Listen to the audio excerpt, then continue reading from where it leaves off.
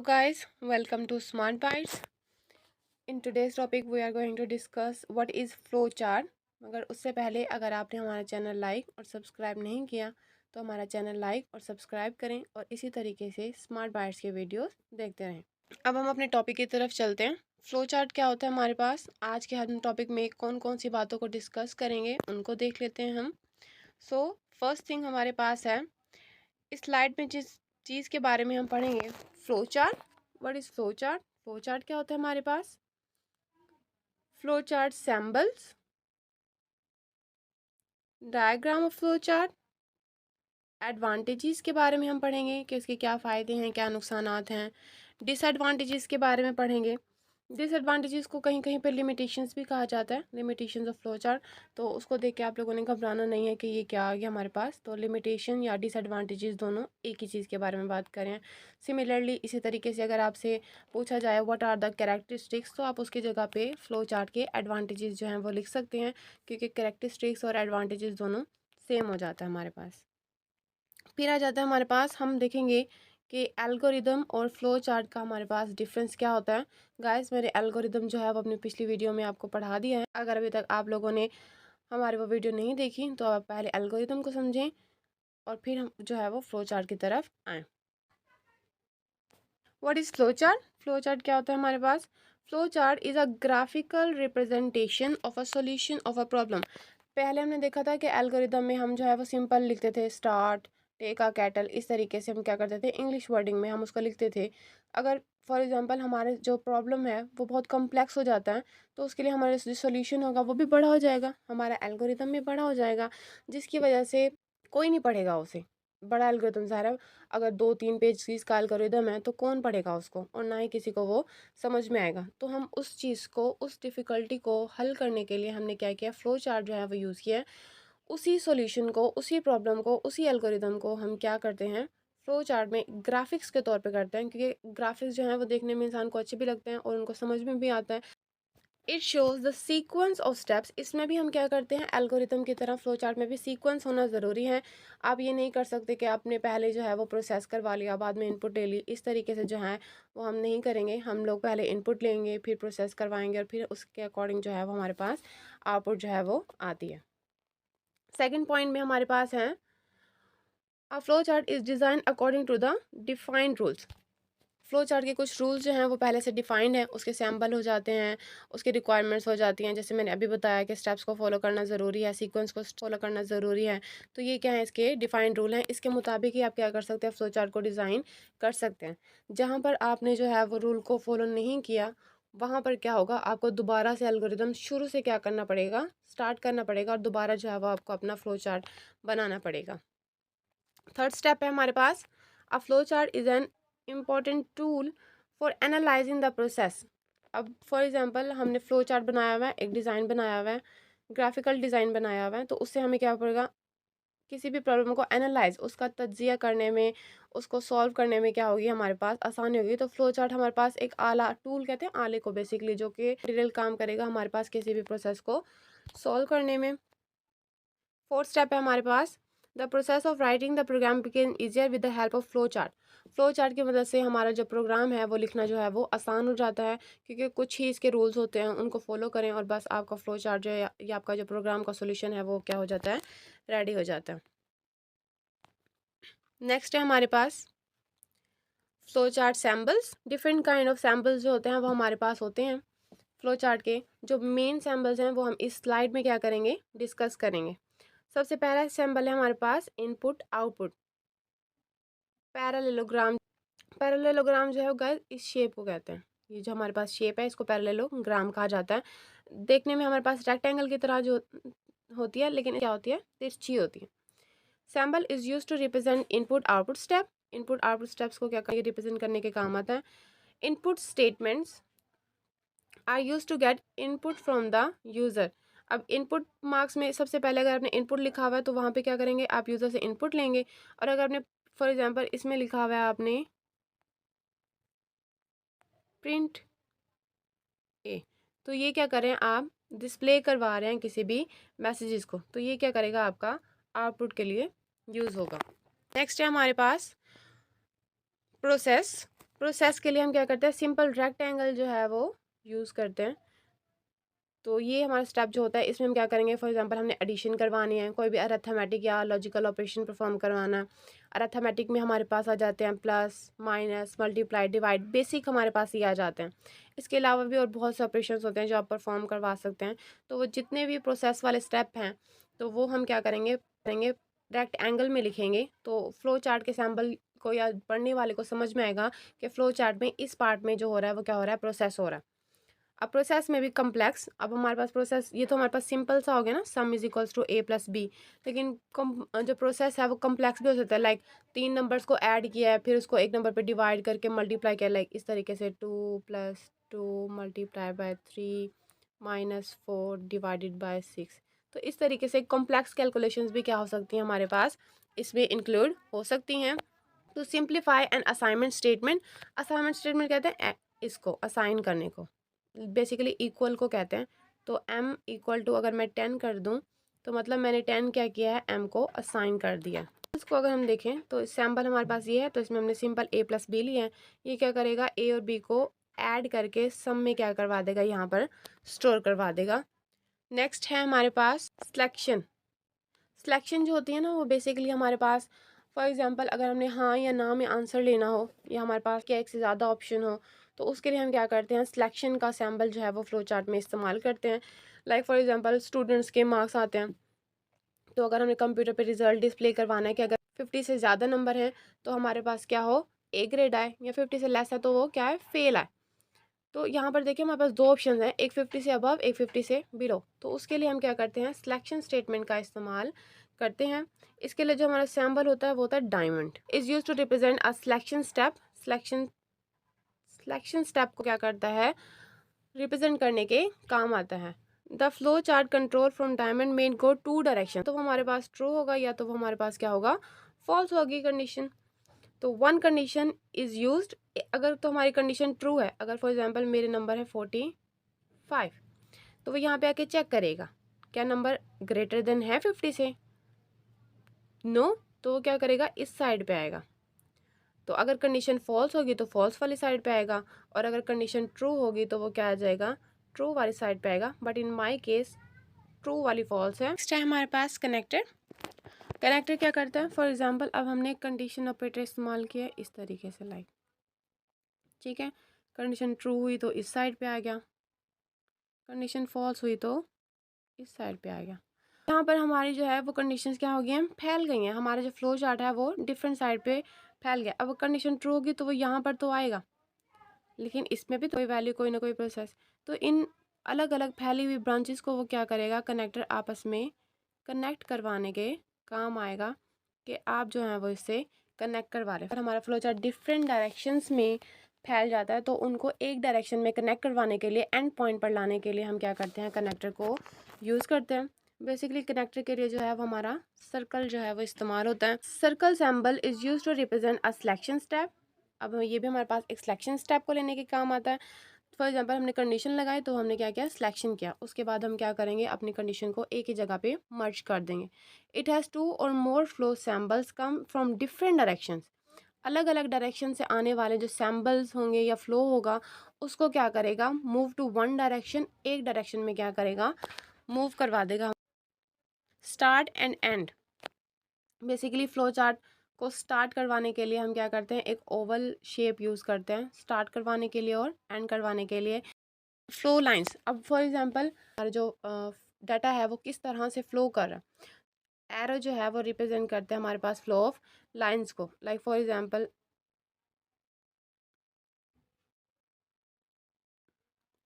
अगर यूं लाइंस हैं तो मतलब हमारा डेटा क्या कर रहा है, ऊपर से नीचे की तरफ फ्लो कर रहा है। बेसिक 4 तरह की होती हैं, अपर, लोअर, लेफ़्ट और राइट लाइंस जो होती हैं वो हमारे पास फ्लो सैम्बल्स में, फ्लो चार्ट सैम्बल्स में मौजूद होती हैं। फ्लो चार्ट की एग्जांपल देख लेते हैं हम कि किस तरीके से जो है वो हम फ्लो चार्ट को रिप्रेजेंट करते हैं, या किस तरीके से किसी भी प्रॉब्लम का फ्लो चार्ट जो है वो बनाया जा सकता है। तो यहाँ पर हमारे पास 2 तरह के हैं, एक मैंने सिंपल सा बनाया फ्लो चार्ट, और एक जो है वो मैंने कंडीशंस लगा के बनाया ताकि हम दोनों को क्या करें, समझ सकें। तो फर्स्ट में देखें, हमने एक ओवल शेप लिया है जिसमें हमने स्टार्ट करवाया है। उसके बाद हमने क्या लिया है, इनपुट के लिए हमने पैरेललोग्राम लिया है जिसमें हमने दो नंबर इनपुट लिए हैं ए एंड बी। उसके बाद हमने प्रोसेस का सैम्बल यूज़ किया है जिसमें हम क्या करवा रहे हैं, sum is equals to A plus B करवा रहे हैं कि ए और बी को दोनों को ऐड करके क्या करेगा, सम में स्टोर करवा देगा। उसके बाद हमने सम को प्रिंट करवाया है, ये हमारे पास रेक्टेंगल शेप में है प्रोसेस। और उसके बाद हमने दोबारा क्या किया है, ओवल शेप इस्तेमाल की है जो कि ये बता रहा है कि हमारा जो फ्लो चार्ट है वो यहाँ पर एंड हो रहा है।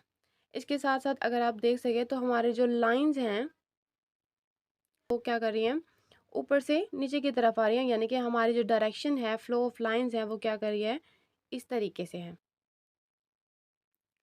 इसी तरीके से हमारे पास नेक्स्ट है, स्टार्ट करवाया हमने फ्लो चार्ट, हमने यूज़र से या स्टूडेंट से इनपुट लिए मार्क्स, ठीक है। अगर तो हम कहते हैं इज़ मार्क्स ग्रेटर देन 80, इस कंडीशन को हम फॉलो करते हैं। अगर तो उसके नंबर 80 से बड़े हैं, तो अगर ये कंडीशन ट्रू हो जाती है, लाइक उसके 85 मार्क्स हैं, तो अगर ये कंडीशन ट्रू हो जाती है तो वो क्या करेगा, यस की तरफ आएगा, इस साइड पे आएगा और ये क्या कर देगा, ग्रेड ए प्रिंट करवा देगा और बाकी सारी ये वाली जो लाइंस हैं ये स्किप करवा देगा। लेकिन अगर उसके मार्क्स 80 से ग्रेटर नहीं है, उससे लेस हैं, तो हम नेक्स्ट कंडीशन पे आएगा, इज़ मार्क्स ग्रेटर देन 50। तो अगर उसके मार्क्स 50 से बड़े होंगे तो वो यस की तरफ आएगा और ग्रेड में क्या करवा देगा, बी प्रिंट करवा देगा। और अगर फॉर एग्जांपल उसके मार्क्स 50 से भी कम है तो वो क्या करेगा, नो कंडीशन की तरफ आएगा। फिर वो देखेगा क्या उसके मार्क्स 40 से लेस देन है, तो अगर उसके मार्क्स 40 से लेस देन है तो वो क्या करेगा, सी प्रिंट करवा देगा। अगर नहीं, वो 0 मार्क्स आए हैं उसके, तो वो उसको डी प्रिंट करवा के प्रिंट में उसका ग्रेड प्रिंट करवा देगा। Advantages and disadvantages of flow chart, characteristics या एडवांटेजेस। पहला है हमारे पास प्रॉपर डीबगिंग। तो डीबग बेसिकली देख लेते हैं, डीबगिंग कहते हैं हमारे पास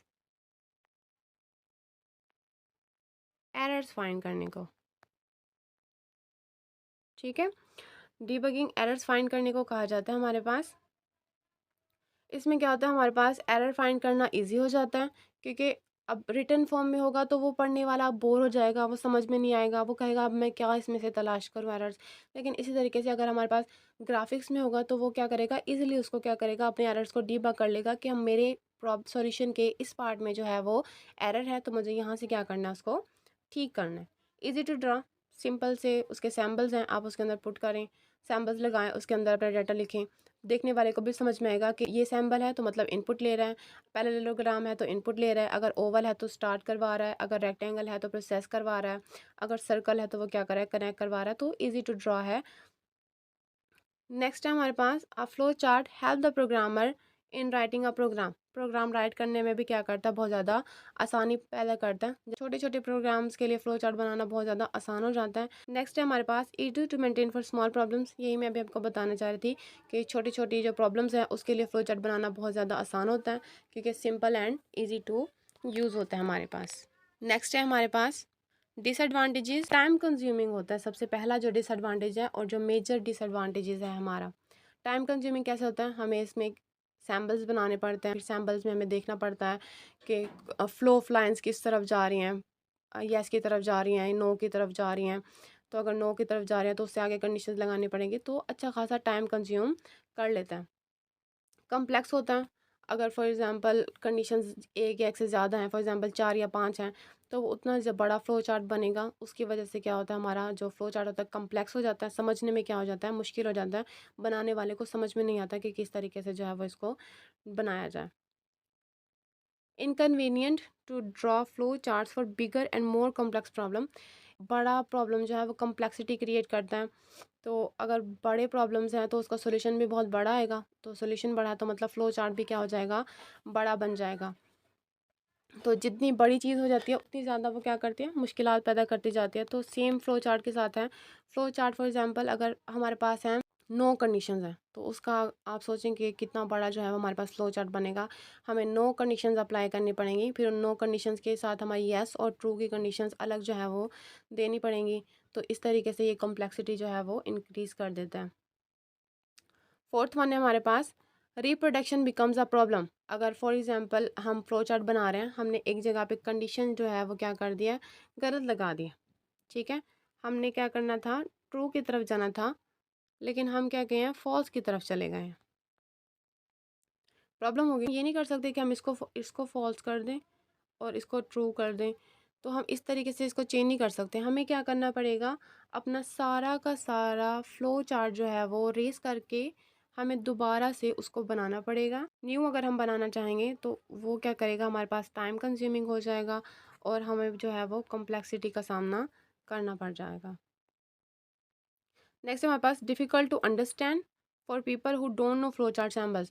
अब हमें पता है कि पैरेललोग्राम इस्तेमाल करते हैं, सर्कल। अब जिन लोगों को नहीं पता कि सैम्बल्स कौन से इस्तेमाल करने हैं, तो उनको तो फ्लो चार्ट बनाना आएगा ही नहीं। जो लोग सैम्बल से नहीं वाकिफ़, जिनको नहीं पता, तो उनको ये समझने में बहुत ज़्यादा मुश्किलात आती हैं कि फ़्लो चार्ट को किस तरीके से जो है वो हैंडल करना है। बाज़ औक़ात जो है सैम्बल्स की वजह से बहुत सारी प्रॉब्लम हो जाती है। बेसिकली जो मोस्ट कम्प्लेक्स सैम्बल होता है ना हमारे पास, वो कंडीशन लगाने वाला होता है। फॉर एग्जांपल एक जगह पे आपकी कंडीशन गलत, तो उससे क्या हो जाता है, आपका सारे का सारा फ्लो चार्ट ख़राब हो जाता है। बाकी इनपुट आउटपुट लेना जो है वो थोड़ा इजी हो जाता है, लेकिन सबसे मेन और इम्पॉर्टेंट सैम्बल जो है वो कंडीशन का सैम्बल है, लेकिन उसी की वजह से जो है वो डिफ़िकल्टीज ज़्यादा पैदा होती हैं। नेक्स्ट हमारे पास हम देखेंगे कि एल्गोरिदम और फ्लो चार्ट के दरमियान जो है वो क्या डिफरेंस हमारे पास होता है। पहला जो हमारे पास डिफरेंस है एल्गोरिदम और वर्सेस फ्लो चार्ट में, algorithm is written using simple English. जैसे कि हमने पीछे लिखा था स्टार्ट एंड, इस तरीके से सिंपल वर्डिंग में आप अपनी वर्डिंग में क्या कर सकते हैं, एल्गोरिदम राइट कर सकते हैं स्टेप बाय स्टेप बनाकर। लेकिन फ्लो चार्ट क्या होता है, डिज़ाइन सैम्बल्स इस्तेमाल करता है इसमें हमारे पास। नेक्स्ट है हमारे पास it is less time consuming. Simple आपने पेज उठाया, उसके ऊपर लिख लिया। अगर फॉर एग्जांपल कहीं पर कोई लाइन आपने मिस कर दी, तो आप उसको क्या कर सकते हैं, ऐड कर सकते हैं सिंपल से, कि ये स्टेप 5 हो गया हमारे पास, ये स्टेप 6 हो गया साइड पर फ्लो चार्ट में क्या कर सकते हैं, आप इस तरीके से ऐड नहीं कर सकते। आपको दोबारा से क्या करना पड़ता है, फ्लो चार्ट बनाना पड़ता है। So it is more time consuming to write and flow chart. Flow chart को बनाना जो है वो बहुत ज़्यादा वक्त लेने वाला काम है, जो कि हमारे पास क्या करता है, काफ़ी सारी डिफ़िकल्टीज़ क्रिएट कर देता है।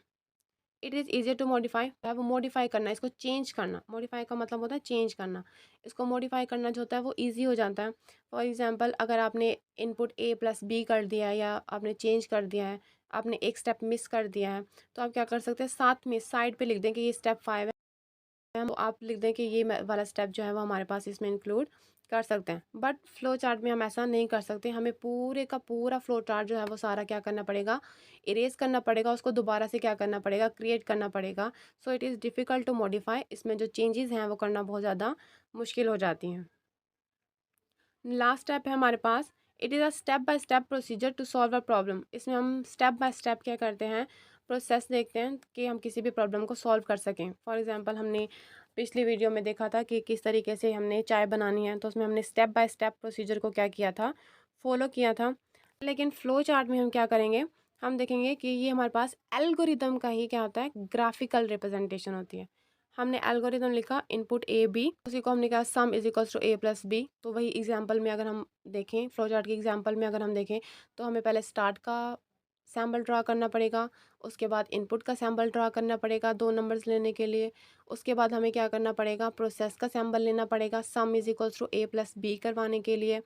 और उसी तरीके से हमें क्या करना पड़ेगा, फिर से प्रोसेस का सैम्बल लेना पड़ेगा, रेक्टेंगल सैम्बल, ताकि हम क्या कर सकें, अपने सम को प्रिंट करवा सकें। और उसके बाद हमें दोबारा क्या करना पड़ेगा, ओवल का सैम्बल लेना पड़ेगा, ताकि हम उसको क्या करवा सकें, एंड करवा सकें। तो बेसिकली होता तो ये भी हमारे पास एल्गोरिदम है, बट इसमें जो मेन डिफरेंस आ जाता है वो है ग्राफिकल रिप्रेजेंटेशन का आ जाता है, कि इसको हम क्या करते हैं, ग्राफ्स में क्या करते हैं, डिस्कस करते हैं।